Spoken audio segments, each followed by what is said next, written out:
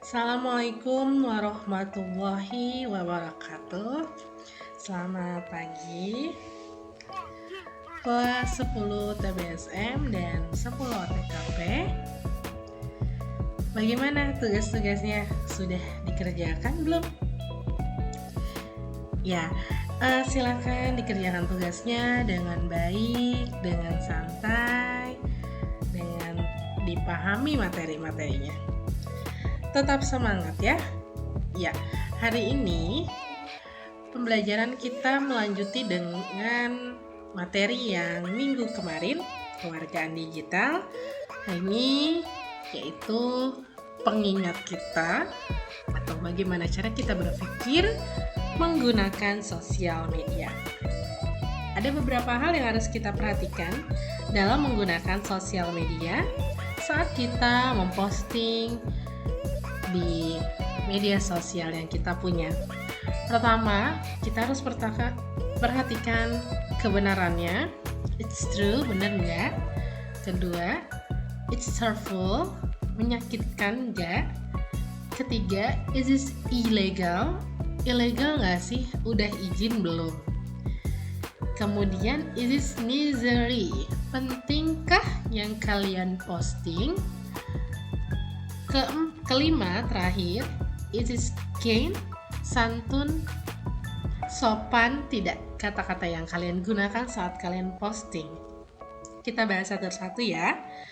Pertama, benar nggak yang kalian posting itu? Ya, atau hanya isu yang tidak jelas sumbernya?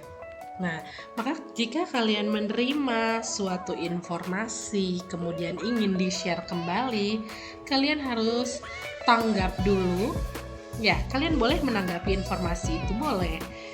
Dengan menanggapi berarti kita nanti akan mentelaah informasi itu, membaca dulu dengan baik, kemudian diteliti kembali fakta dari informasi tersebut.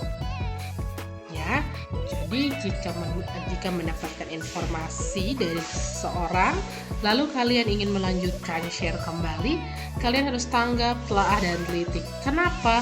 Karena agar memutus tali hoax ya, bukan memutus tali COVID, tapi memutus tali hoax, tali informasi yang hoax ya. Baik, kemudian menyakitkan gak yang kalian posting? Menyakiti perasaan orang lain tidak? Nah, sebelah kiri ada contoh kata-kata yang dapat menyakiti orang lain. Ya, kalian baca ya.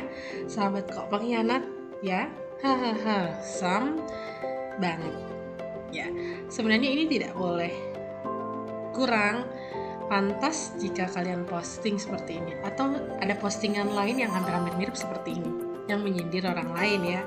Karena ada nasihat dari Ali bin Abi Thalib, yaitu seorang teman sejati adalah dia yang memberi nasihat ketika melihat kesalahanmu, dan dia yang membelamu saat kamu tiada. Jadi jika temanmu salah, jangan disindir melalui posting di WhatsApp atau di Facebook atau di Instagram, tapi dinasehati teman kalian. Dinasehati dengan kata-kata yang santun, kata-kata yang baik, yang tidak menyakiti perasaan teman kalian atau orang lain. Selanjutnya, nah, ilegal nggak? Udah dapat izin belum? Kalian posting sesuatu, foto misalnya, foto tersebut kurang menyenangkan dari pihak si A, tapi pihak si B main posting aja.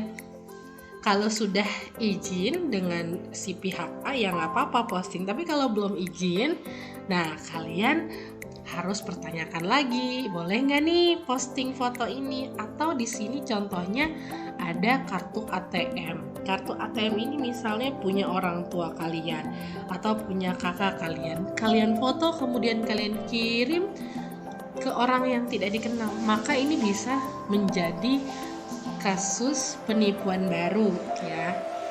Karena di depan nomor ATM ini tidak boleh disebarluaskan. Ini ada nomornya ya, 12 digit nih yang di-blur di kartu BRI. Ini tidak boleh disebarluaskan karena apa?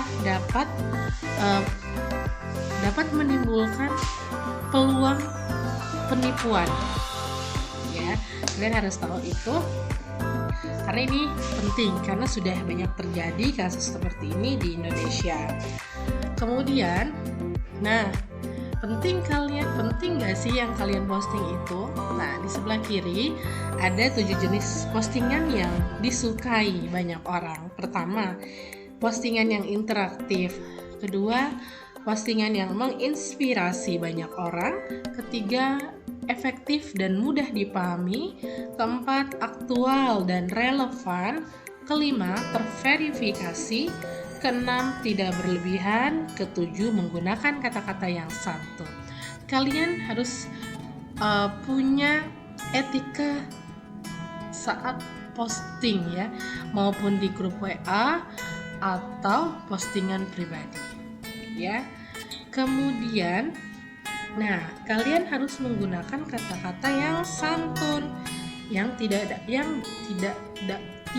menyinggung perasaan orang lain ya. Karena ada etiket berbicara. Pertama, berbicara seperlunya saja. Kemudian, jangan mengatakan kata-kata yang dapat menyinggung perasaan orang lain. Ketiga, hendaklah berbicara jujur, terus terang, tidak mengada-ngada. Keempat, jangan menyindir, belagak, sombong, dan merendahkan orang lain. Nah, di bawah contoh kata-kata yang menyindir serta merendahkan orang lain. Kalian bisa baca sendiri ya. Kalimat ini bisa menyindir dan merendahkan orang lain. Ini tidak boleh ya. Kemudian ada cyberbully dan cybersman. Apa itu? Nah, intimidasi ya, cyberbullying. Ini intimidasi di internet saat kita memanfaatkan teknologi. Nah, biasanya segala bentuk gangguan guna merendahkan martabat atau pelecehan kepada seseorang. Intimidasi cyber adalah segala bentuk gangguan yang dilakukan pelaku atau korban berusia kurang dari 17 tahun dan belum dianggap dewasa secara hukum. Di Indonesia sudah ada ya terjadi seperti ini ya, yang sering yaitu artis biasanya yang sering dibully ya, karena perilakunya atau karena kehidupannya seperti itu. Namun apabila salah satu pihak yang terlibat atau keduanya berusia di atas 17 tahun, maka kasus tersebut dikategorikan sebagai kejahatan cyber. Nah, ini bisa jadi kejahatan atau pelecehan di cyber. Jadi hati-hati menggunakan jempol kalian saat di sosial media, saat komen. Jangan menggunakan kata-kata yang menyinggung atau menyakiti perasaan orang lain. Karena apa? Karena ini bisa menjadi kejahatan cyber ya, atau pelecehan di cyberbullying. Kemudian, apa sih yang harus dilakukan dalam menghadapi cyberbullying dan cybersman? Nah, pertama, hargai dan hormati orang lain sebagaimana kalian ingin diperlakukan baik oleh orang lain. Kemudian, kedua, berinteraksi dan terlibat secara daring dengan orang-orang yang bijaksana dan berpikir konstruktif.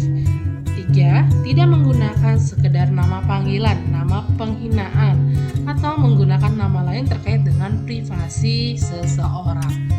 Empat, menghargai semua pandangan dan pendapat meskipun pendapat yang berlawanan. Kelima, menantang perilaku interaksi daring yang menggunakan kata-kata kasar atau kurang senonoh. Jika perlu, laporkan kepada pihak yang bertanggung jawab. Terakhir, bertingkah laku bijak selama berinteraksi daring, seperti berpikir sebelum merespon pesan, email, atau post yang didapat. Ya, sekian materi hari ini. Semangat belajarnya. Kemudian gunakan internet kalian dengan bijak dan dengan sebaik-baiknya. Assalamualaikum warahmatullahi wabarakatuh.